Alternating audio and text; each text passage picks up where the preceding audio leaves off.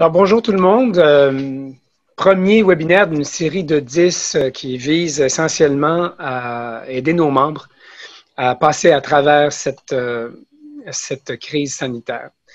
Passer à travers cette crise sanitaire, on ne sait pas combien de temps elle va durer, on sait qu'elle est bien là en tout cas. Et puis, il est possible que certains de nos comportements doivent changer de façon permanente également. Alors, les 10 sujets qui vous sont proposés, dont celui d'aujourd'hui, ont tous un dénominateur commun de vous aider à devenir de meilleurs employeurs. Si vous devenez de meilleurs employeurs, on pense que vous pouvez faire aussi plus de bénéfices, mais ce n'est pas le but visé par cette série-là. On a plein d'autres services pour vous aider à faire de l'argent, mais là, c'est vraiment le but visé, c'est de vous aider à avoir de meilleures relations avec vos employés. Et puis, le premier sujet d'aujourd'hui, bien, c'est intéressant parce qu'il va vous permettre de devenir meilleur employeur, mais peut-être aussi d'économiser certaines sommes. C'est ce que nos invités vont partager avec vous comme savoir. Alors, je pense que la plupart me connaissent, mais quand même, on projette ici une photo prise pendant la pandémie, il me semble. J'ai l'air un peu affecté, mais c'est quand même moi. Alors, vous voyez mon nom, mon titre. Ça fait 12 ans cette année que je suis à la barre de l'Association québécoise de la quincaillerie des matériaux de construction. On regroupe à peu près 1000 entreprises, grosso modo 800 marchands et 200 manufacturiers et firmes de services qui sont dans un grand secteur qui s'appelle celui de la quincaillerie et des matériaux de construction. On fait pour eux des services d'information, de formation, puis de défense d'intérêt.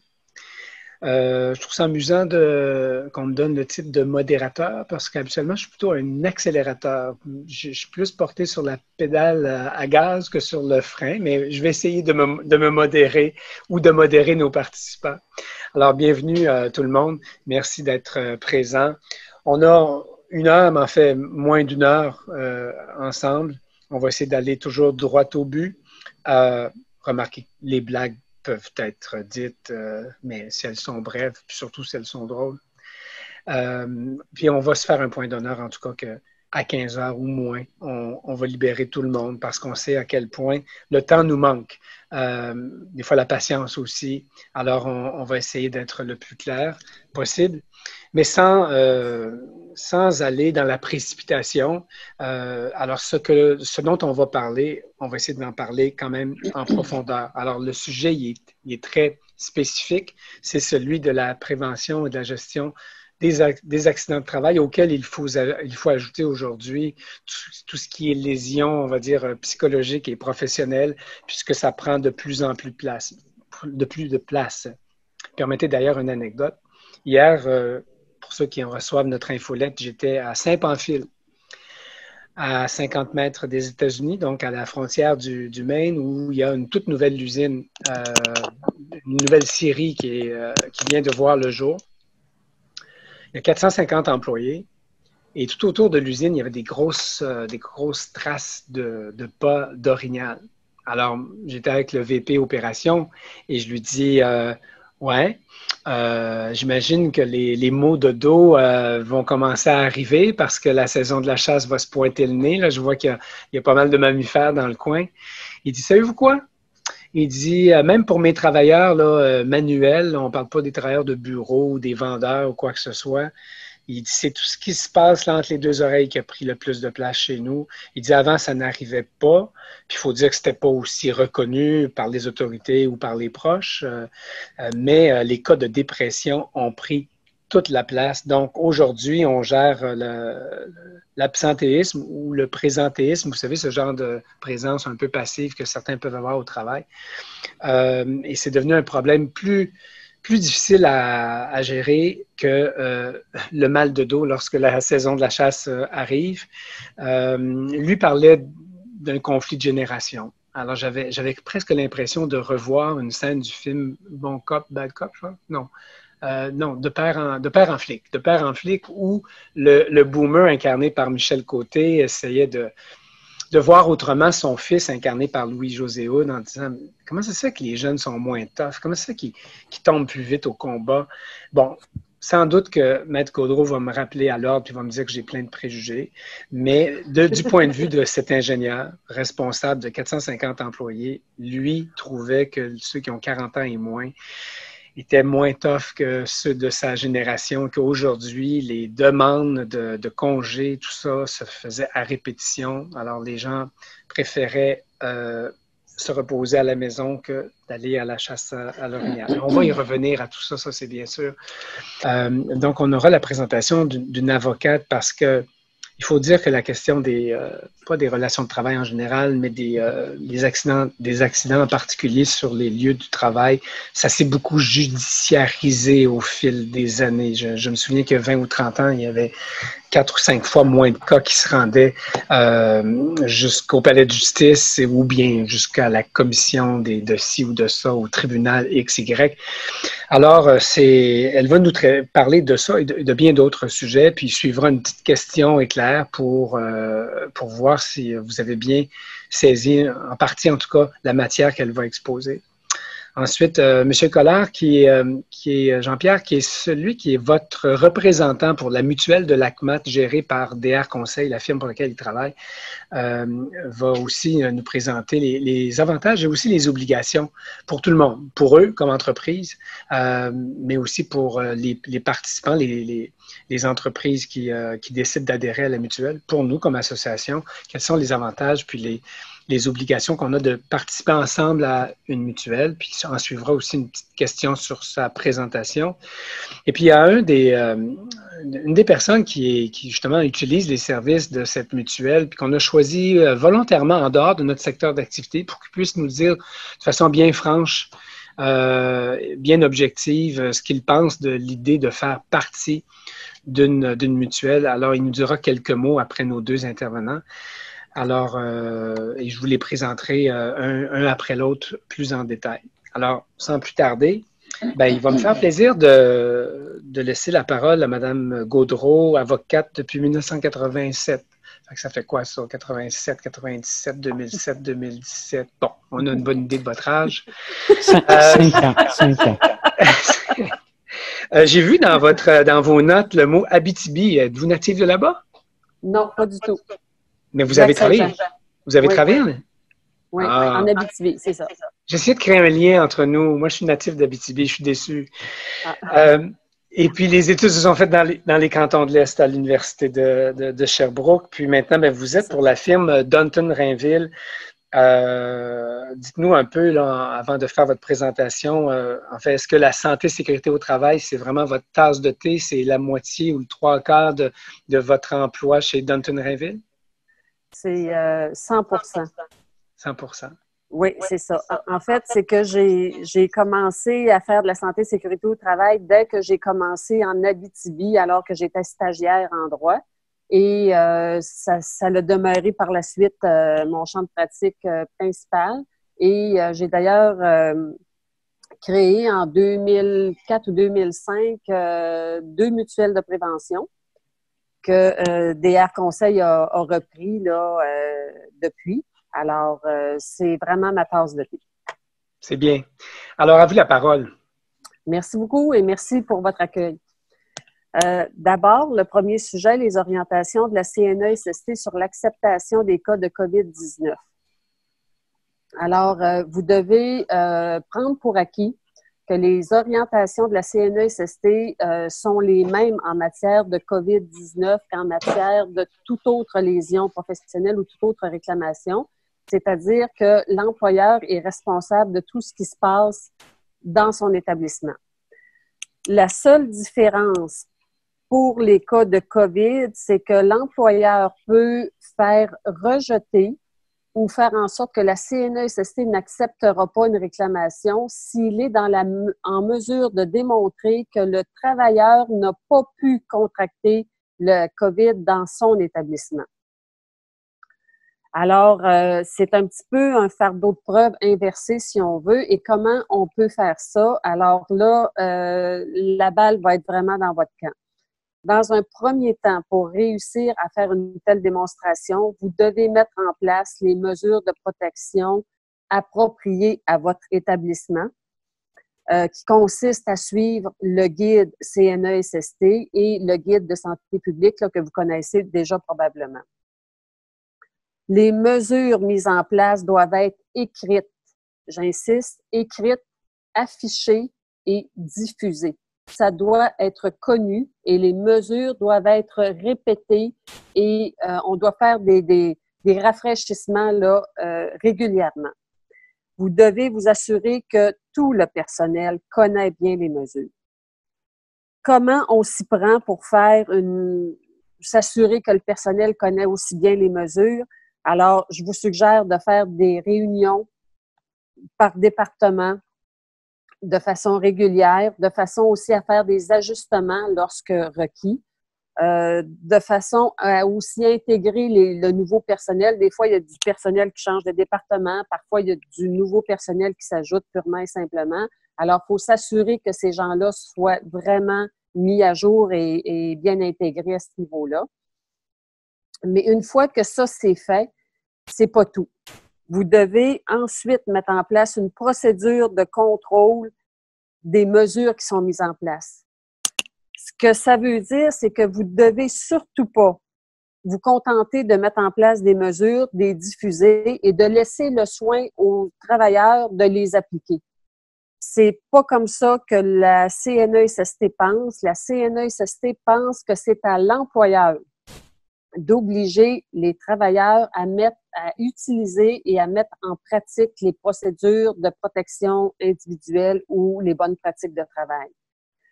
Donc, à ce niveau-là, je pense que la meilleure façon de vous assurer de bien contrôler, c'est de mettre en place des espèces de polices COVID. Et les polices COVID, c'est un petit peu ceux qu'on voit justement à l'entrée des magasins où il y a quelqu'un qui nettoie le panier qui est distribué aux clients. C'est la personne qui oblige le client qui rentre à porter son masque. Il va obliger la même chose aussi pour le personnel qui rentre travailler. La désinfection, le lavage de mains, etc. Et la surveillance que tout ça soit maintenu là, en tout temps pendant le magasinage ou pendant les heures de travail. Lorsque quelqu'un ne respecte pas les mesures, il est important que l'employeur prenne les sanctions requises pour les faire respecter. C'est à l'employeur de sanctionner et non pas juste de dire ben je lui avais dit de faire telle chose, c'est pas suffisant. Si quelqu'un ne le fait pas, il faut sanctionner. Mettez-vous dans la tête que vous êtes comme des pères et des mères de famille avec vos jeunes enfants. Hein, vous ne dites pas à vos enfants ben voilà, tu as les flotteurs et la ceinture de sauvetage, donc avant de te jeter à l'eau dans la piscine, tu as juste à les porter, puis tout va bien aller. Vous vous assurez que les enfants, vous vous assurez premièrement du contrôle de l'accès à la piscine, vous vous assurez que les flotteurs ou la ceinture de sécurité est bien portée, puis en plus, vous laissez de la surveillance là, pendant qu'il y a de la baignade sûrement. Alors, avec vos travailleurs, c'est un peu la même chose, vous devez penser comme ça. Le plus difficile va consister à... T'as-tu touché à ton micro? Bon, parfait, merci, excusez. Le plus difficile va consister à documenter vos actions. Parce qu'une fois que vous aurez fait tout ce que je vous recommande, il faut être en cas de litige, en cas de réclamation, il faut que vous soyez en mesure de démontrer à la CNESST ce que vous avez fait. Et là, il ne suffit pas de dire, ben, on a fait des réunions, on a fait des diffusions, il faut que vous soyez capable de dire quand vous les avez fait, à quelle date, combien de personnes, qui a participé. Donc, ça implique la tenue d'une espèce de procès-verbal de chaque réunion. Ça implique aussi la tenue d'un dossier à jour sur vos travailleurs. Par exemple, si vous sanctionnez un travailleur parce qu'il n'a pas respecté une mesure de protection individuelle, ça doit être noté dans son dossier. Vous devez être capable de dire, bon, ben là, je lui ai donner un avis verbal telle journée à telle heure. La deuxième fois, admettons, vous lui redonnez un autre avis verbal et la troisième fois, vous pouvez dire, bon, ben là, je te suspends une demi-journée ou une journée, peu importe la sanction que vous décidez de prendre. Ce qui veut dire qu'une fois que vous aurez besoin de démontrer que vous avez agi, ben ça va être facile de sortir toute la documentation et là, on va être vraiment en mesure et très à l'aise de démontrer que vous avez agi en bon père et en bonne mère de famille. Dans ce domaine-là, c'est ce que vous avez à faire là principalement pour démontrer que que le travailleur n'a pas pu le contracter chez vous. Évidemment, c'est sûr que si vous avez un cas d'éclosion ou quelque chose du genre, ça, c'est une toute autre affaire. Mais là, on parle en situation normale où tout est sous contrôle. En principe, si vous respectez toutes les mesures et vous obligez tout le monde à les respecter, les risques de développement de cas de COVID chez vous sont quand même relativement minimes. Je veux vous rappeler que si jamais vous avez une réclamation d'un travailleur pour un cas de COVID, vous avez le droit de faire des représentations auprès de l'agent de la CNESST avant qu'il rende sa décision. Et c'est là que vous allez sans doute lui démontrer tout ce que vous avez mis en place. Si jamais la décision ne vous convient pas ou si c'est le travailleur qui est insatisfait, le travailleur a 30 jours, ou même vous, là, vous avez 30 jours pour contester cette décision-là à la révision administrative. Et à la suite de la décision de la révision administrative, vous avez un autre 45 jours pour contester au tribunal administratif du travail.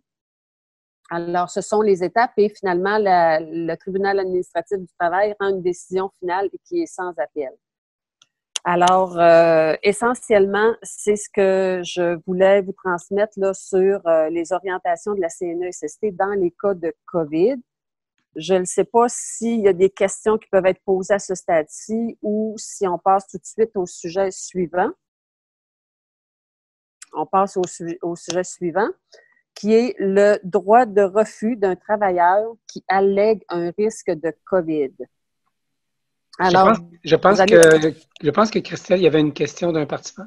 Oui, exactement. Pardon, j'étais en train de la lire en même temps. En fait, un des participants demande, j'ai peut-être mal compris, mais un de mes employés peut-il s'absenter du travail juste à cause qu'il a peur de la COVID? Je vais répondre à ça justement dans le sujet sur le droit de refus. Parfait, super. Donc, on viendra avec la réponse. Merci. D'accord. Merci beaucoup. Alors, permettez-moi de vous lire le principe en matière de droit de refus qui est prévu à l'article 12. Ça, c'est la loi sur la santé et sécurité au travail. Alors, un travailleur a le droit de refuser d'exécuter un travail s'il a des motifs raisonnables de croire que l'exécution de ce travail l'expose à un danger pour sa santé, sa sécurité ou son intégrité physique ou peut avoir l'effet d'exposer une autre personne à un danger semblable. L'exception à ce droit-là, c'est l'article suivant. Le travailleur ne peut cependant exercer le droit que lui confère l'article 12 si le refus d'exécuter ce travail met en péril immédiat la vie, la santé, la sécurité ou l'intégrité physique d'une autre personne ou si les conditions d'exécution de ce travail sont normales pour le travail qu'il exerce. Alors, le cas d'exception concerne, on peut penser aux pompiers qui ne peut pas refuser d'aller sur un incendie parce qu'il a peur de se faire brûler, il a peur de... C'est son travail. Même chose pour un policier en cas de hold-up ou d'autre chose. L'effet, donc, le travailleur qui exerce un droit de refus doit avoir des motifs raisonnables. L'effet du droit de refus, c'est de suspendre le travail qui était assigné jusqu'à ce qu'une décision exécutoire soit rendue. Alors, il y a une procédure de prévue, qui est la suivante. Le travailleur doit aviser sans délai son supérieur immédiat, l'employeur ou le représentant de son employeur qu'il exerce un droit de refus. La personne qui est ainsi avisée doit convoquer le représentant à la prévention si vous en avez un. Sinon, c'est un autre travailleur désigné par celui qui exerce le droit de refus qui va jouer le rôle du représentant à la prévention. Et si au terme de la rencontre qui va avoir lieu, puis ça peut être fait très rapidement, là, si au terme de cette rencontre, les parties ne s'entendent pas ou que malgré une entente intervenue, le travailleur persiste dans son refus d'exécuter le travail, à ce moment-là, vous devez faire intervenir un inspecteur de la CNESST qui, lui, va rendre une décision rapidement et sa décision a un effet immédiat. Donc, s'il décide que le travailleur doit faire son travail, c'est immédiat. Et s'il décide que non, ben c'est la même chose. La décision qui est rendue par l'inspecteur peut être contestée par une ou l'autre des parties, mais dans un délai de 10 jours. Alors, l'inspecteur va rendre une décision écrite et ça doit être contesté dans les 10 jours et il y a une procédure d'appel. Donc, pour répondre à la question de la personne qui a posé la question, si le travailleur allègue ou prétexte un cas de COVID pour rester chez lui et qu'il n'y a pas de motif raisonnable particulier, son droit de refus va être jugé mal fondé et ça s'apparente plutôt à de la mauvaise foi, ça s'apparente plutôt à un prétexte. Donc, ça devrait être refusé. Par contre, si le travailleur vit avec quelqu'un qui présente un risque particulier, comme quelqu'un qui est immunosupprimé ou qui a, je sais pas, qui est en traitement de chimiothérapie, il se pourrait, si les mesures de protection mises en place chez vous, qu'il soit décidé que ce travailleur-là est mieux de rester chez lui. Ça pourrait arriver. Dans le dernier cas que je peux voir, c'est en cas d'éclosion dans votre milieu de travail. À ce moment-là, le droit de refus d'un travailleur serait probablement très bien accueilli et probablement même qu'on recommanderait la fermeture des lieux pour la désinfection et jusqu'à ce que tout le monde soit testé et que tout le monde puisse être réintégré en toute sécurité. Alors, je ne sais pas si ça répond à la question, mais en principe, pour être plus clair, quelqu'un ne peut pas se contenter de dire « Ah, j'ai peur, moi, d'attraper la COVID et je veux rester chez moi ». C'est pas suffisant. Oui, j'aurais une autre question de la part d'un participant. Oui. Si quelqu'un a un membre de sa famille à risque par rapport à la COVID, est-ce qu'il a le droit de refus s'applique de la même façon? Donc, si c'est un membre de la famille. Oui, parce que lui, cette personne-là devient porteur potentiel et le membre de sa famille est une personne qui est plus à risque d'avoir des complications ou de l'attraper plus facilement. Mais encore là, il faut voir si chez cet employeur-là, les mesures de protection mises en place sont tellement bien contrôlées que le travailleur est à peu près pas à risque. Alors, ça va dépendre du degré de contrôle des mesures de protection mises en place dans le milieu de travail. Parfait, merci. Ça va? Parfait. Alors, sur le troisième point, parce que ça va vite quand même, le troisième point, c'est que faire en cas d'infection d'un travailleur ou même d'un client infecté? 3 choses. Et là, je serai assez courte sur ce point-là. Première chose, retirez immédiatement cette personne-là de votre milieu de travail. Évidemment, là où les personnes appelées à intervenir auprès de la personne infectée doivent elles-mêmes être bien protégées, là, avoir tous les équipements de protection et respecter les règles sanitaires.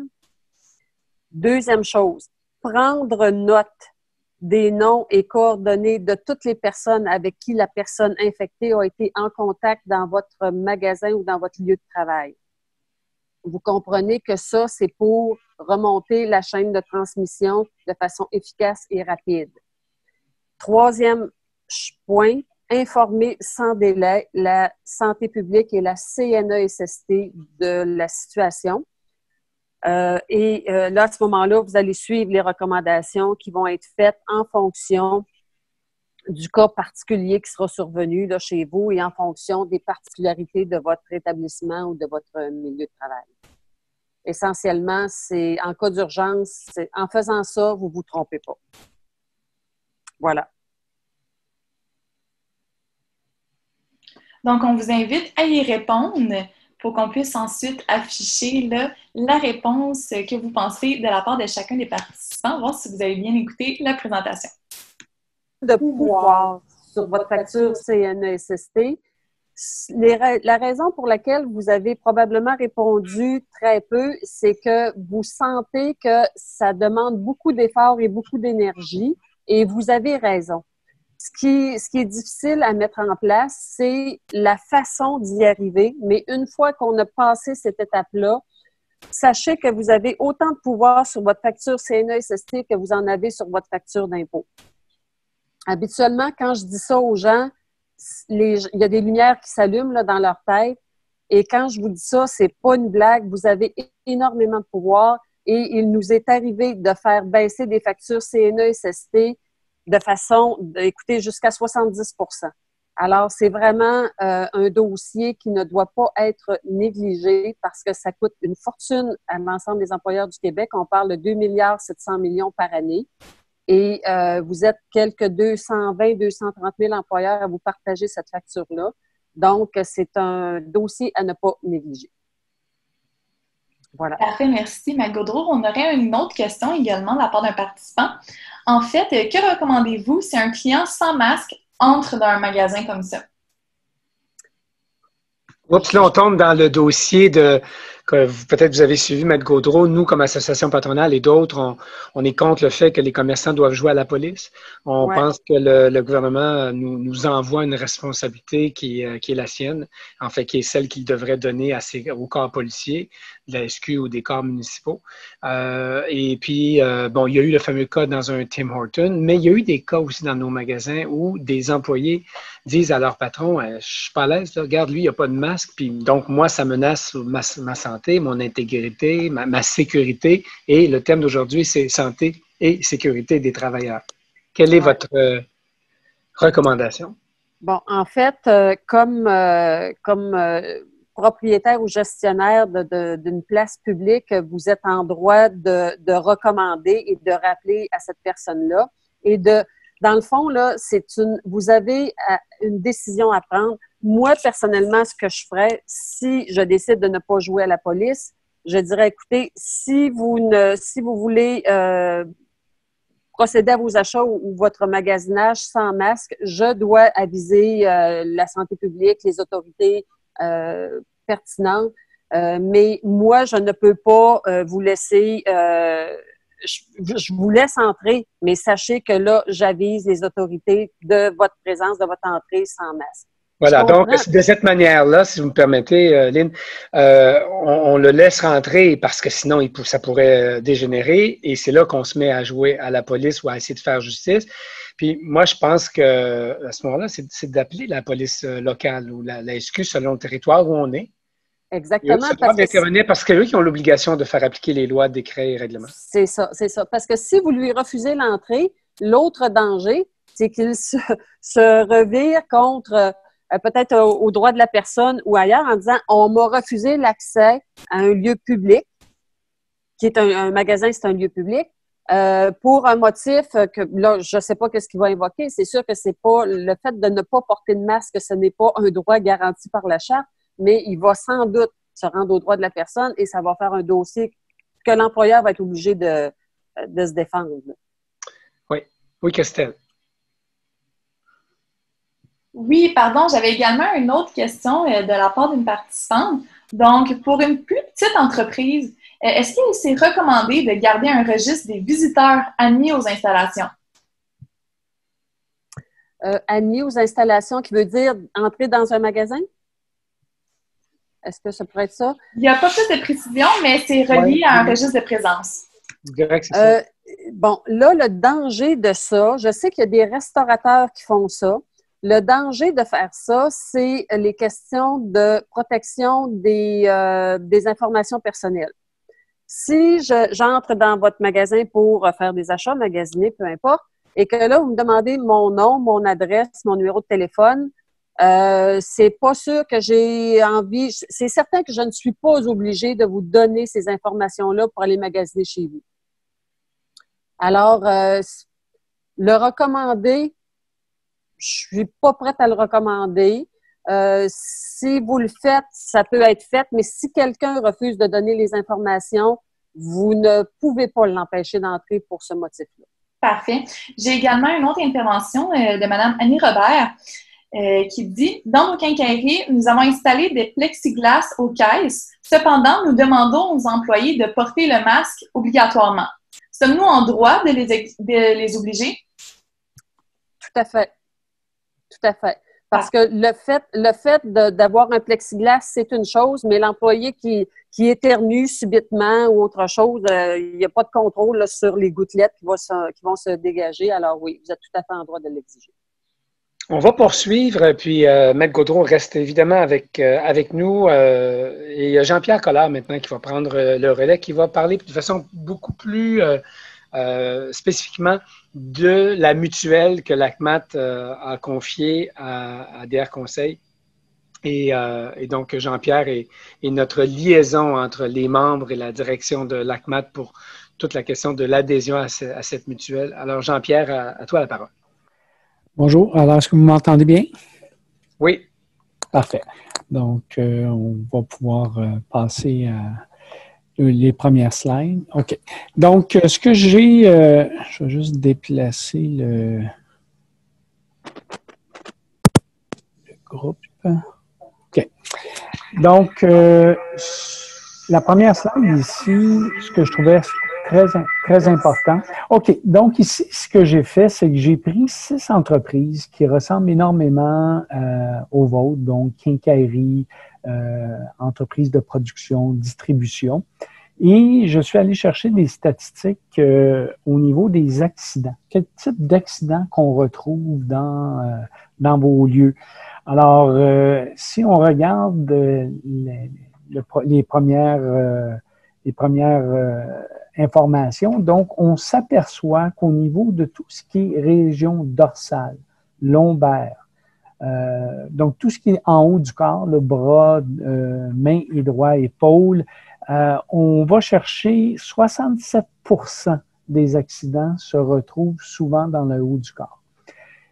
En ayant ces informations-là, c'est beaucoup plus facile de faire de la prévention au niveau de nos employés en corrigeant des situations lorsque des gens vont essayer de lever des choses trop pesantes ou ils vont essayer de déplacer des choses sans utiliser les équipements qu'on leur donne qui sont à leur portée. Donc, ces statistiques-là sont très intéressantes à suivre et ça va nous permettre, comme nous, gestionnaires des lésions professionnelles de vos établissements, de pouvoir corriger des choses avec nos préventionnistes quand on va vous visiter. Alors, on peut passer à la prochaine slide. OK. Ici, c'est le genre de lésions qu'on retrouve. Donc, on s'aperçoit que 60% des accidents sont en rapport avec un effort que le corps va faire.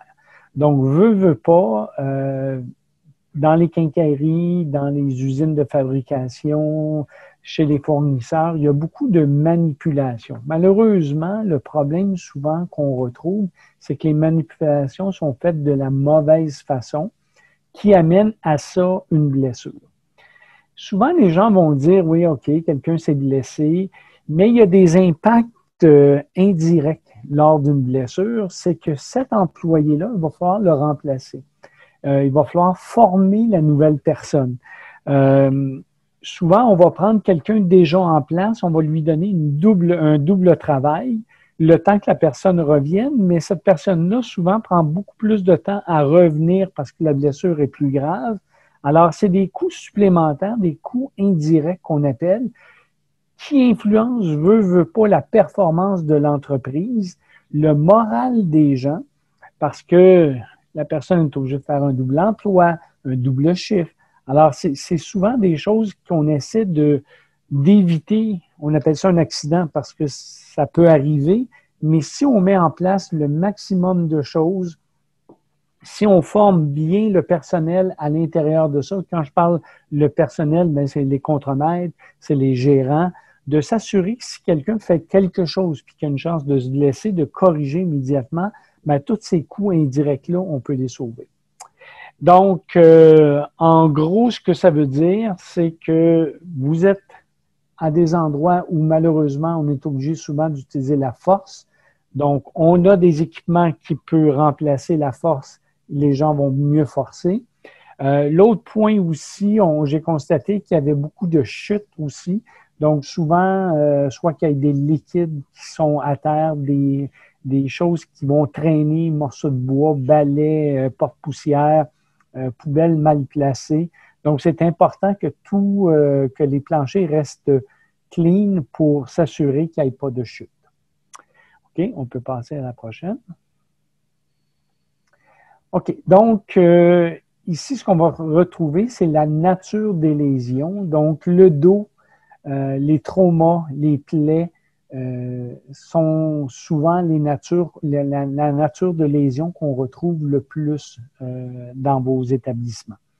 Donc, en sachant et en connaissant ces informations-là, ben, on va être en mesure de mieux les gérer, diminuer le nombre d'accidents. Parce qu'un accident, puis on va le voir dans la prochaine slide, un accident que vous avez aujourd'hui, où la CNESST va imputer un montant d'argent. Quand je dis imputer un montant d'argent, c'est que si la personne est en arrêt de travail et cette personne-là n'est pas en assignation temporaire, ça veut dire qu'elle est dans un retour progressif dans vos établissements à peut-être 3 jours semaine, 4 heures par jour, le temps que la personne reprenne un beat normal de travail après son accident. Tous ces coûts-là, lorsque la personne ne travaille pas, sont payés par la CNESST. Donc, ils sont imputés à votre dossier CNESST. Et ces imputations-là vont être présentes dans le calcul de votre taux personnalisé pendant 4 ans. Donc, pensez-y toujours qu'un accident qui arrive chez vous, l'imputation va se faire durant 4 ans. Donc, c'est pour ça qu'on essaie le plus possible, lorsque quelqu'un se blesse, d'un retour au travail dans un travail plus léger pour nous permettre de diminuer nos coûts à la CNESST. Donc, faites attention au dos, faites attention au trauma. Donc, ça peut être un trauma à la tête qui est très connu. Donc, faire très attention à ces types de lésions-là qu'on peut retrouver dans vos établissements. La prochaine slide. Donc, ce sont les coûts imputés à une lésion. Donc, ici, on a l'année de l'événement d'origine, puis la période couverte. Alors, quand je vous parlais de 4 ans, ici, on a une belle exemple. Ça veut dire qu'un accident qui a lieu en 2015, elle serait imputée à votre dossier CNESST pour l'année 2017, 2018, 2019 et 2020. Donc, l'année d'imputation, l'année de l'accident, c'est jamais une année d'imputation. L'année qui suit ne l'est pas non plus parce qu'il y a des informations à la CNESST que la CNESST n'a pas pour faire ses calculs. Parce que quand on est en 2015, vous déclarez votre masse salariale de 2014 en 2015 et vous êtes toujours un an en arrière. Alors, c'est pour ça que les années d'imputation sont les 4 années. Si on parle de 2015, donc on passe 2016, donc c'est 2017, 2018, 2019 et 2020. Tout ce qui est imputé à l'intérieur d'un accident, on en a parlé, il y a les frais au niveau du salaire perdu par l'employé, 90% de son salaire, qui est payé immédiatement la journée de l'accident. OK? Ensuite de ça, comme employeur, vous avez la responsabilité de payer les 14 premiers jours et de les réclamer. Après ça, l'employé s'enregistre à la CNESST et il va recevoir ses montants directement de la CNESST. Passé 2 ans, si quelqu'un est en arrêt de travail pendant 2 ans, sans retour au travail, passé 2 ans, le montant d'argent qui est imputé à votre dossier, ce que je voulais dire, c'est que tous les montants imputés, ce sont le salaire perdu, si la personne va voir physio, ergo, c'est payé aussi par la CNESST et c'est mis dans votre dossier. Et puis tous les médicaments aussi que la personne serait dans l'obligation de prendre va être payé aussi par la CNESST et va être imputé directement à votre dossier. Est-ce que jusqu'ici, il y a des questions ou c'est assez clair? Non, je pense que c'est bon. Je pense que les gens ont quand même hâte d'entendre surtout parler de la mutuelle. Oui. Oui. Parfait. Donc, la prochaine slide. OK. Ici, ce qui est important de comprendre, toute entreprise paie de la CNESST, à l'exception des gens qui sont propriétaires de l'entreprise. La CNESST permet de ne pas obliger ces gens-là à adhérer à la CNESST. La façon que ça fonctionne, c'est que vous avez un taux d'unité. Donc, chaque entreprise, tout dépendant dans quel secteur ils travaillent, ils sont imputés à un certain montant d'argent. Avec les années, les gens se personnalisent. Donc, si je suis bon, je vais payer moins de CNESST. Si je suis moins bon, je vais payer plus de CNESST. Dans l'exemple ici, le taux de l'unité est à 2,30 $ et le taux personnalisé de cette entreprise-là est à 2,49 $. Ça veut dire que cette entreprise-là n'est pas une bonne entreprise. Ils ont beaucoup d'accidents ou ils font partie d'une mauvaise mutuelle de prévention. Okay? Donc, c'est important de comprendre taux d'unité et taux de personnalisé. Prochaine slide. On va peut-être juste revenir en arrière 2 petites secondes. OK. Donc, ici, ce qu'on voit, c'est que l'entreprise va payer, étant donné que son taux personnalisé est à 2,49 $, va payer 111 000 $ de CNESST en fonction de sa masse salariale de 4,5 millions. Si cette entreprise-là ferait partie d'une bonne mutuelle comme la nôtre, vous pourriez aller chercher des économies de 40 % qui feraient diminuer votre cotisation à la CNESST à 61 000 au lieu de 111 000 pour une économie de 41 000. Parfait. Donc, on peut passer à la prochaine. Donc, étant donné qu'on est une entreprise qui analyse beaucoup nos clients, comprendre ce qui se passe chez eux, en ayant en main, puis ça, on peut le retrouver sur le site de la CNESST lorsqu'on fait l'analyse d'un dossier, on a l'ensemble des informations sur vos accidents, quel type d'accident, le genre, les années. Donc, on a tout ça. Ça nous permet à ce moment-là, lorsqu'on vient faire de la prévention chez vous, de vraiment cibler qu'est-ce qu'il y a à améliorer. Les coûts attachés à une maison professionnelle peuvent être très coûteux en fonction de la gravité. Donc, plus un accident dure longtemps, plus les coûts sont élevés. Il peut y avoir chez des travailleurs des conditions personnelles, comme Maître Gaudreau mentionnait tout à l'heure, où on peut aller vous aider en faisant, exemple, des partages de coûts pour diminuer votre facture à la CNESST. Malheureusement, plusieurs lésions professionnelles ne se produisent pas nécessairement dans vos établissements. C'est à vous et à nous de détecter les fraudeurs du système. Comme je vous mentionnais, 90 % du salaire que l'employé va recevoir le jour 1 de son accident. Il n'y a pas beaucoup de régimes. L'assurance chômage, c'est pas comme ça. Souvent, même lorsqu'on a des assurances collectives, on n'a pas le court terme, on a juste le long terme. Donc, souvent, les gens, comme je mentionnais, n'ont pas nécessairement l'accident chez vous, mais vont prétendre l'avoir. Donc, souvent, quand il n'y a pas de témoin, il n'y a pas de caméra, c'est louche un peu. Son rapport est louche. Il n'y a pas beaucoup d'informations. Donc, avec vous, on travaille fort pour essayer de détecter ces gens-là et faire en sorte que vous ne soyez pas affecté dans votre dossier CNESST. La CNESST, c'est un gros assureur. C'est la même chose qui se passe avec votre véhicule. Vous poquez votre véhicule demain matin, vous appelez votre assureur, il n'y a aucun problème. L'assurance va prendre tout en main, mais l'année d'après ou 2 ans après, vous avez des augmentations. Donc, c'est la même chose de la CNESST. Il faut limiter le plus possible le nombre d'accidents. Donc, d'ailleurs, la CNESST, c'est un assureur.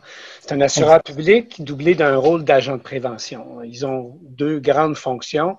Et puis, il faut se rappeler que au début du 20e siècle, tout était sur les épaules de tout le monde. On était dans une époque où le mot socialisme était encore utilisable.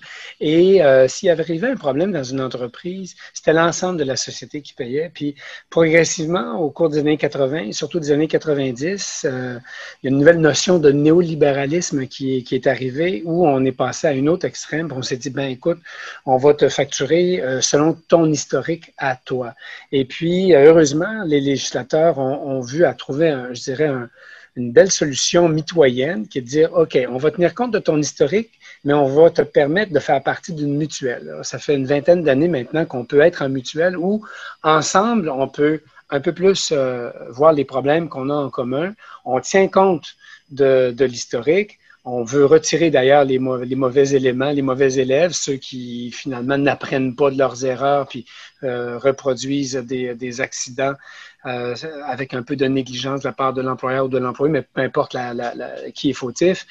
Ces gens-là, on peut les exclure de notre groupe, de notre mutuelle, de manière à ce que notre groupe performe, s'améliore par l'échange d'informations, par la bonne relation avec les préventionnistes de la firme qu'on a retenue. Alors, la mutuelle est devenue un véhicule qui est à mi-chemin entre la responsabilité très individuelle puis aussi l'avantage de faire partie d'un groupe. J'essaie de résumer parce que le temps avance beaucoup, puis je pense que les gens avaient aussi besoin de comprendre, OK, si je veux pourquoi je devrais faire partie d'une mutuelle par rapport à l'idée de rester tout seul. Tu as abordé beaucoup des points. Est-ce qu'il y a d'autres éléments qui t'apparaissent là, essentiels de couvrir en quelques minutes, Jean-Pierre, pour mieux faire valoir les avantages ou les obligations? Ça serait la prochaine slide. Parfait, allons-y. OK. Donc, ce qui est important lorsqu'on fait partie d'une mutuelle, un peu comme Richard expliquait, c'est qu'il faut que le groupe soit performant. Donc, pour qu'il soit performant, ils doivent diminuer au maximum le nombre d'accidents. Donc, c'est en faisant de la prévention et en gérant les dossiers stratégiquement lorsqu'il y a une lésion professionnelle. Un petit peu ce que j'expliquais. Est-ce que c'est une vraie lésion? Est-ce que c'est vraiment arrivé chez moi, dans mes murs? Donc, c'est un travail qu'on fait avec vous au niveau de la gestion stratégique. Ensuite de ça, au niveau de l'analyse financière de vos dossiers CNESST, donc l'imputation et la désimputation, la CNESST peut vous imputer des montants d'argent pour un accident et on peut s'arranger aussi par des méthodes de partage de coûts, de faire des désimputations. Donc, si un accident a coûté 50 000 et que le travailleur avait une condition personnelle, on pourrait faire une désimputation et diminuer la facture de 50 000 qui vous coûterait peut-être entre 2 500 à 10 000 formation pour vous aider dans la gestion avec vos travailleurs accidentés. L'assignation temporaire, c'est un mot qui va revenir souvent à vos oreilles, qu'on va vous parler souvent. C'est de retourner le plus vite possible un travailleur dans son milieu de travail pour diminuer aussi la facture. C'est ce qu'on fait avec vous lorsque vous êtes en mutuelle avec nous. Service d'expertise médicale, c'est bien sûr que le travailleur a son médecin. Nous, on a nos médecins. On veut avoir l'expertise de notre côté pour nous permettre de gagner nos dossiers si jamais on a besoin d'aller au tribunal administratif du travail. Donc, on a besoin à ce moment-là de l'expertise de notre médecin pour pouvoir se battre contre l'autre médecin. Une équipe de préventionnistes présente dans vos établissements annuellement qui va venir vous visiter va venir faire des changements au niveau de votre plan d'action, au niveau santé, sécurité au travail, va vous former aussi s'il y a des besoins de formation. Une équipe juridique chapeautée par Maître Goudreau et ses acolytes. Et un espace client où on retrouve l'ensemble de toute la documentation, souvent qu'on est obligé de faire lorsqu'il y a un accident. Donc, à l'intérieur de ça, on a l'ensemble des informations. Et en conclusion à tout ça, DR Conseil est une entreprise spécialisée puis qui a été choisie par l'ACMAC pour les représenter et représenter les membres dans nos différentes mutuelles. On a des mutuelles qui sont très performantes, qui vont être en mesure de vous faire économiser des sous. Souvent, je leur dis, j'aime mieux mettre de l'argent dans vos poches que de la donner au gouvernement.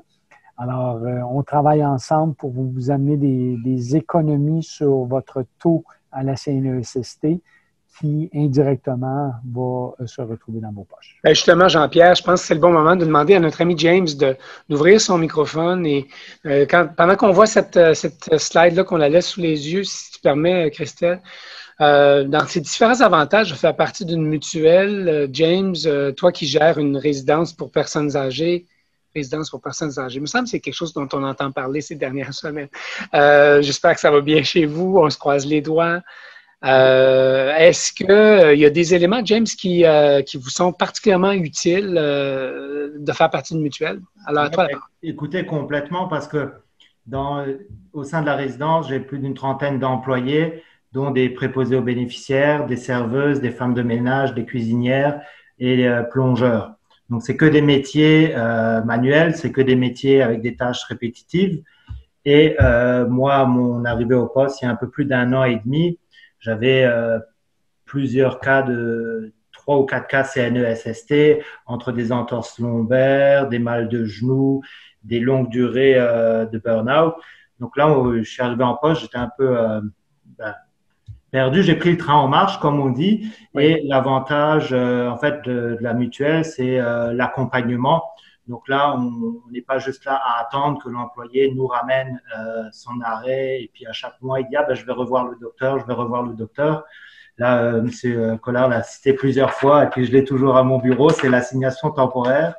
Lorsque l'employé de notre employé vient avec son arrêt de travail, on lui tend le papier et on lui demande de le remettre à son médecin et le médecin doit le signer. Et c'est dans la loi que ça doit être fait. Donc ça, c'est des informations que je ne savais pas avant de prendre le poste.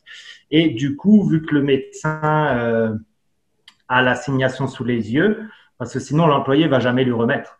Et du coup, on va dire que ça accélère le processus pour revenir. Dans certains cas aussi, on sait que, disons, une entorse lobaire, faut 3 mois. Donc, si l'employé, ça fait 4 mois et demi, 5 mois qu'elle est à la maison, dans ce cas-là, la mutuelle va en fait charger son propre médecin pour faire comme une contre-visite à l'employé, parce que des fois, on peut avoir des doutes si le médecin de famille, voilà, ça fait 30 ans qu'ils se connaissent, donc il délivre un petit peu trop facilement des arrêts maladie. Donc là, pareil, la mutuelle est là pour nous soutenir et puis nous aider dans toutes ces démarches. Ça, c'est pour le côté CNESST. Pour le côté de normes du travail aussi, en arrivant au poste, la résidente était en poursuite avec une ancienne employée. Et en fait, ça s'est très bien réglé au final sans problème. Donc, voilà pour mon expérience avec la mutuelle DR Conseil. Je ne sais pas s'il y en a qui ont des questions. Oui, en fait, on a une question ici. Il y a un participant qui est curieux de savoir comment vos préposés aux bénéficiaires arrivent à gérer avec la COVID. En fait, ici, on a vraiment eu de la chance. On a eu 0 cas. J'ai 98 résidents, on a eu 0 cas. C'est sûr que ça a comme apporté un stress au début. Quelques employés ont essayé, entre guillemets, de vouloir utiliser le côté sécuritaire, qui ne se sentaient pas en sécurité. Mais j'ai réussi en fait retourner la situation en leur disant que c'est pas leur vie qui met en danger en venant travailler, c'est la vie des résidents. Donc c'était à eux d'être responsables, à eux de rentrer directement à la maison, à eux de se changer avant de venir travailler, de se désinfecter les mains et toujours tousser dans son coude. Donc en fait, j'ai quand même réussi à garder l'équipe en lignée là et sur les 33, il n'y en a qu'une que j'ai perdue, mais sinon tout le monde a travaillé tout le temps de la COVID. Merci James. Merci Jean-Pierre, merci Lynn. On peut passer rapidement à une petite question quiz. Oui, on va prendre 30 secondes pour se la poser. Pendant combien d'années les frais d'une lésion professionnelle sont-ils imputés à votre dossier d'expérience? Bon. Moi, je connais la réponse, mais je n'ai pas le droit. Alors, avez-vous bien entendu la présentation de notre ami Jean-Pierre?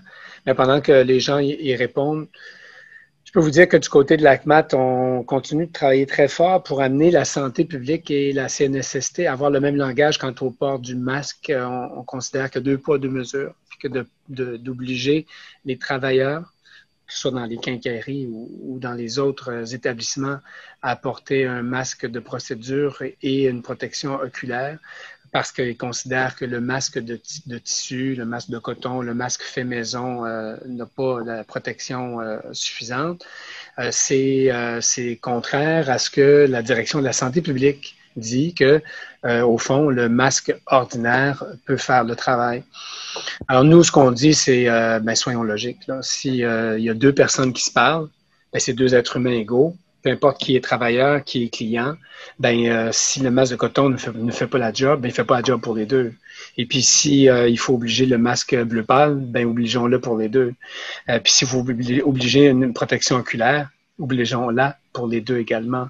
Alors, on trouve difficile de constater là, que les humains sont traités de façon inégale. Puis, vous savez, la même personne est tantôt travailleur, tantôt cliente. Puis, elle se met plus de protection quand elle est travailleur, moins de protection quand elle est cliente. Et pourtant, on parle toujours de la même problématique que d'être à l'intérieur de 2 mètres entre 2 humains. Alors, le débat est perpétuel. On espère qu'un jour, ils auront le même langage. Puis on leur souhaite bonne chance pour la rentrée scolaire aussi. On voit que la plupart des gens ont eu la bonne réponse. On peut clore notre conférence avec peut-être une invitation à notre événement de la semaine prochaine.